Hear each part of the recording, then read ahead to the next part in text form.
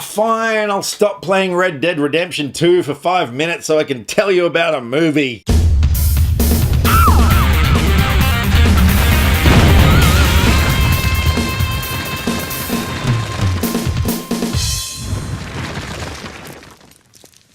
Hello everybody and welcome to my review of Bohemian Rhapsody, the Queen biopic directed mostly by Bryan Singer. So you've more than likely heard about this little band from England called Queen. That were without question one of the biggest bands who ever graced the face of music history. And this band also happened to feature one of the greatest vocalists of all time in Freddie Mercury. A man who was not only known for his extraordinary talent but his rather flamboyant and controversial lifestyle. I'm pretty sure I don't really need to go into who Queen were and who Freddie Mercury is.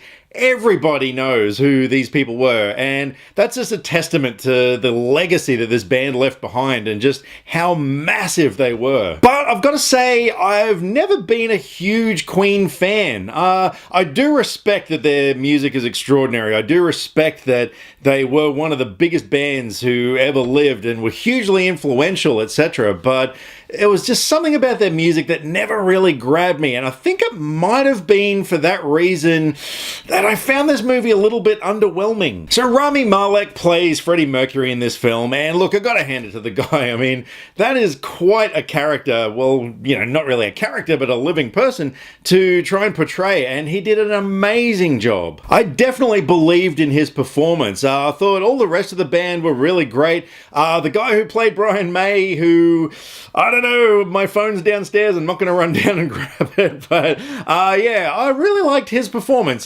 He was, kind of like the glue that was holding the band together in a way, and I really dug him. The filmmakers did a really credible job of recreating a lot of scenes in history, going back from the 70s when the band first started, and just all the way through the 70s and 80s leading up to the Live Aid concert in 85. The cinematography was really good, particularly the Live Aid sequence. There was a lot of really, really neat camera shots, some trick photography and stuff, which, worked quite well. And I also really like the inclusion of Mike Myers in this film, who, if you didn't know he was in this film, you would have a hard time recognizing him because, he was quite heavily made up to be someone else.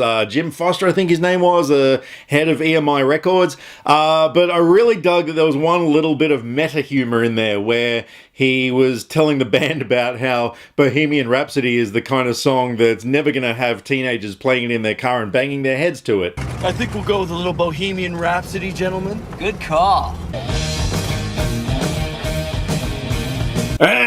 Clever stuff. But look, while this film did get a lot of things right, I don't know, there was just something about it that didn't grab me. I mean, this should have been one of the biggest and best films of the year when you've got a biopic about a band that was that huge in the history of music and a man who, was that man. It should have been so much bigger and it should have really made me feel something by the end. But what I kind of felt with this film, and again, this is just my opinion, was that it just played out like a series of events with no real soul to it, and by the end I was kind of like, so that's what happened. But look, to be fair, this film, I mean, it has been getting some mixed reviews, but a lot of them have been positive, and I have noticed that a lot of these positive reviews are coming from people who appreciated Queen's music a lot more than I did. So I'm thinking that might be a factor. I think if you're a Queen fan, you're probably going to like this movie a lot more than I did. But for me personally, at the end of the day,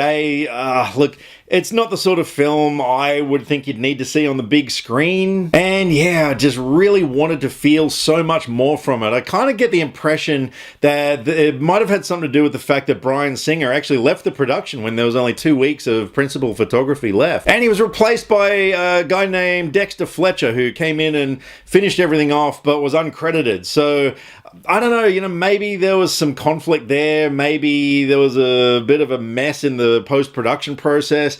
I don't know. But I definitely wanted to like this movie more than I did. It wasn't a bad film, but I do think a band that huge, a band of that caliber, deserved something more than what we were given. So I'm going to give Bohemian Rhapsody a 5 out of 10.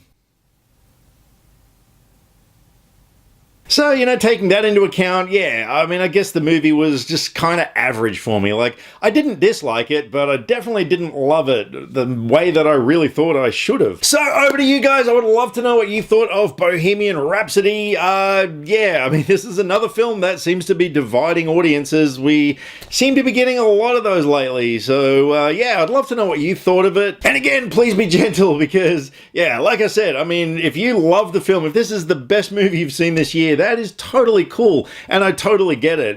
Yeah, just fell flat for me. So let me know what you thought of it. Drop me some comments either here or on Facebook or Twitter. All the social media links are in the description below because I like to talk about movies and I would love to talk about movies with you.